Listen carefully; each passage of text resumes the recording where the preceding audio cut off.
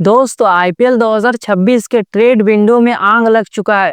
ऐसे खिलाड़ी ट्रेड होने वाले हैं जिसका नाम सुनकर आप शॉक हो जाओगे।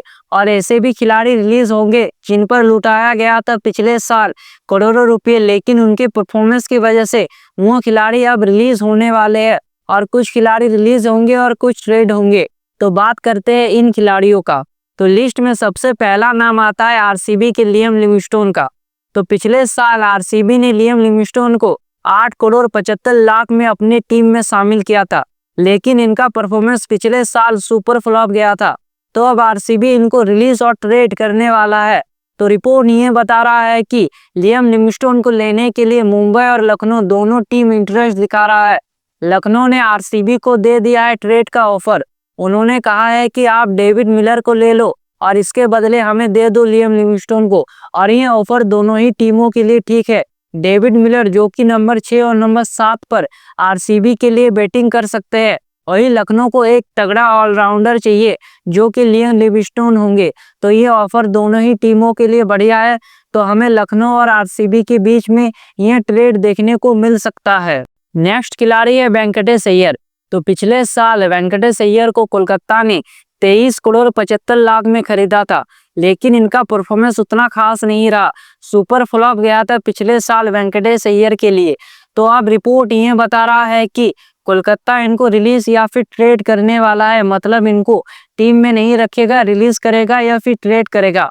तो इनको लेने के लिए हैदराबाद इंटरेस्ट दिखा रहा है। हैदराबाद चाहता है वेंकटेश अय्यर को अपने टीम में लेने के लिए।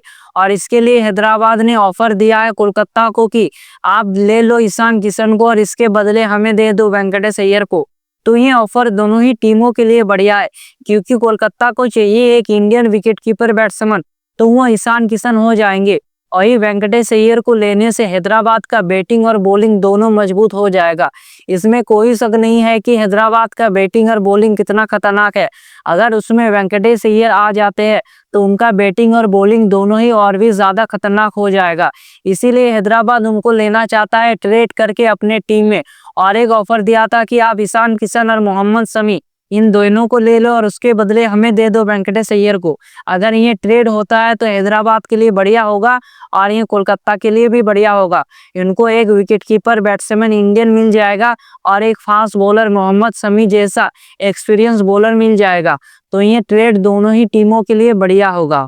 नेक्स्ट खिलाड़ी है श्रीलंका के कमांडो मेंडिस। तो पिछले साल ये हैदराबाद में थे। इनका परफॉर्मेंस ठीक ठाक रहा था, मतलब आप एवरेज कह सकते हो। इनका एक खासियत है कि ये दोनों ही हाथ से बॉल डाल लेते हैं, लेफ्ट से भी और राइट से भी। तो अब रिपोर्ट ये बता रहा है कि इनको लेने के लिए गुजरात इंटरेस्ट दिखा रहा है। गुजरात चाहता है इनको टीम में और इससे गुजरात का बैटिंग और बॉलिंग दोनों मजबूत हो जाएगा। ये एक ऑलराउंडर है और ये वाशिंगटन सुंदर के साथ बॉलिंग करते हुए नजर आएंगे। और इसके लिए गुजरात ऑल कैश डील करना चाहता है, मतलब वो हैदराबाद को डायरेक्ट पैसा दे देगा और वो ले लेगा कमांडो मेंडिस को। नेक्स्ट खिलाड़ी है सैम करन। तो पिछले साल सैम करन चेन्नई में थे, लेकिन इनका परफॉर्मेंस उतना खास नहीं रहा। तो अब रिपोर्ट ये बता रहा है कि सैम करन को लेने के लिए इंटरेस्ट दिखा रहा है गुजरात। गुजरात चाहता है सैम करन को अपने टीम में। गुजरात में कोई भी ऐसा खिलाड़ी नहीं है, मतलब ऑलराउंडर जो कि बहुत खतरनाक हो। सैम करन भी ठीक ठाक बैटिंग और बॉलिंग दोनों करते हैं, इसीलिए गुजरात इनको लेना चाहता है अपने बैटिंग और बॉलिंग दोनों को मजबूत करने के लिए। तो इसके लिए गुजरात ऑल कैश डील करना चाहता है। ट्रेड तो नहीं होगा क्योंकि गुजरात के पास कोई ऐसा खिलाड़ी नहीं है जो चेन्नई में जा सके, इसीलिए गुजरात ऑल कैश डील करना चाहता है। मतलब गुजरात चेन्नई को पैसा दे देगा और सैम करन को ले लेगा।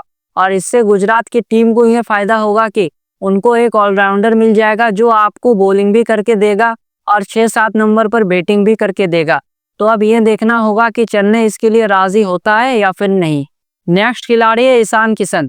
तो पिछले साल ईशान किशन को खरीदा था लगभग 11 करोड़ में हैदराबाद ने, लेकिन इनका पिछला साल एवरेज गया था। तो अब रिपोर्ट निकल कर ये आ रहा है कि हैदराबाद इनको रिलीज करने वाला है। तो इनको लेने के लिए इंटरेस्ट दिखा रहा है मुंबई। जी हाँ, वही मुंबई जिसने पिछले साल ईशान किशन को छोड़ा था, फिर से उनको लेना चाहता है। मुंबई ने ईशान किशन को रिलीज करने के बाद उनको पता चला कि हमने ईशान किशन को रिलीज करके कितना बड़ा गलत कदम उठाया है, क्योंकि ईशान किशन के आने के बाद मुंबई में कोई भी इंडियन विकेटकीपर बैट्समैन ठीक पोजीशन पर बैठ नहीं पाया। तो इसलिए मुंबई यार फिर से वापस लेना चाहता है ईशान किशन को अपने टीम में, क्योंकि उनके पास है बड़ा समस्या विकेटकीपर बैट्समैन का। अगर ईशान किशन फिर से मुंबई में आ जाएंगे तो ये मुंबई के लिए बढ़िया ही होगा। तो अगर ऑप्शन में आते हैं ईशान किशन तो उनको लेने का पूरा प्रयास करेगा मुंबई। नेक्स्ट खिलाड़ी है डेवन कॉनवे। तो पिछले साल ये चेन्नई में थे लेकिन इनका परफॉर्मेंस सुपर फ्लॉप गया था। तो रिपोर्ट ये बता रहा है कि गुजरात इनको भी लेने में इंटरेस्ट दिखा रहा है और इनको चाहते हैं अपने टीम में। तो गुजरात को एक धमाकेदार ओपनर बैट्समैन चाहिए। डेवन कॉनवे का पिछला सीजन भले ही खराब गया हो लेकिन उससे पहले वाला सीजन डेवन कॉनवे ने अच्छा किया था, इसीलिए अब गुजरात उन पर भरोसा दिखाना चाहता है और उनको अपने टीम में लाना चाहता है। तो इसके लिए ट्रेड डील का ऑफर दिया है चेन्नई को कि आप राहुल तेवतिया को ले लो और हमें दे दो डेवन कॉनवे को। तो ये दोनों ही टीमों के लिए अच्छा होगा। चेन्नई के पास कोई भी एक बढ़िया फिनिशर नहीं है MS धोनी और रविंद्र जडेजा के अलावा। तो राहुल तेवतिया को लेने से चेन्नई का जो फिनिशर का रोल है वो भी बढ़िया हो जाएगा और एक गुजरात को ओपनर बैट्समैन भी मिल जाएगा। तो हमें चेन्नई और गुजरात के बीच में ये ट्रेड देखने को मिल सकता है। नेक्स्ट खिलाड़ी है KL राहुल। तो रिपोर्ट ये बता रहा है कि KL राहुल को लेने में कोलकाता इंटरेस्ट दिखा रहा है। कोलकाता को चाहिए एक इंडियन खिलाड़ी जिसका नाम बड़ा हो, वह विकेट कीपर भी हो और बैट्समैन भी हो। तो ये KL राहुल से बढ़िया कोई ऑप्शन हो नहीं सकता, इसीलिए कोलकाता ने KL राहुल को दे दिया है बड़ा ऑफर, कप्तानी का भी और 20 करोड़ से ज्यादा पैसे का भी। तो ये ऑफर दिया है KL राहुल को। तो KL राहुल अगर आना चाहते हैं कोलकाता तो उनको दिल्ली मैनेजमेंट से बात करना होगा। अगर दिल्ली KL राहुल को ऑल कैश डील करने के लिए तैयार हो जाता है तो ये ठीक होगा, क्योंकि ज्यादा पैसा देने के लिए तैयार है कोलकाता और दिल्ली के साथ ऑल कैश डील करना चाहता है कोलकाता। तो अब ये देखना होगा कि क्या दिल्ली इस डील के लिए एग्री करते हैं या फिर नहीं।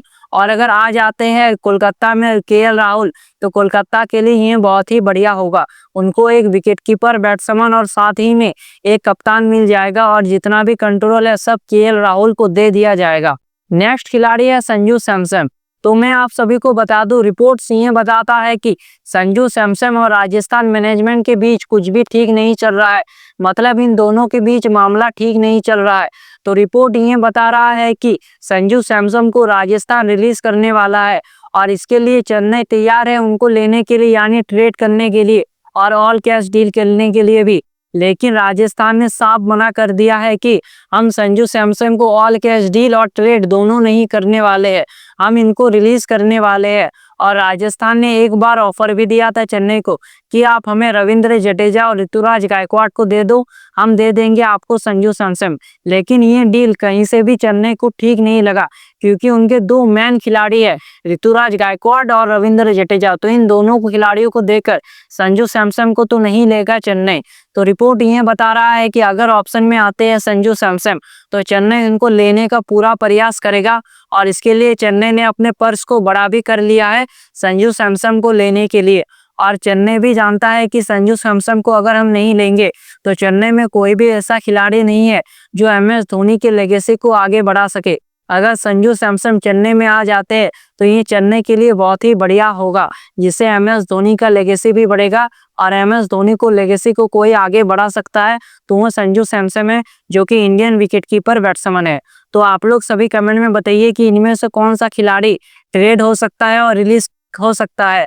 तो ऐसे ही वीडियोस देखने के लिए सोहेल यूनिवर्स को सब्सक्राइब, बेल आइकन को प्रेस। मिलते हैं नेक्स्ट वीडियो में। जय हिंद।